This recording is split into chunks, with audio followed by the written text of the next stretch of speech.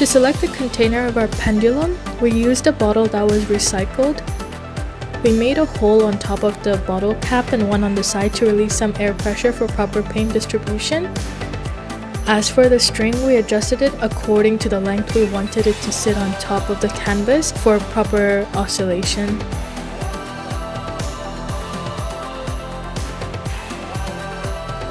After a lot of trial and error, we finally figured out how we wanted to place our paint bottle.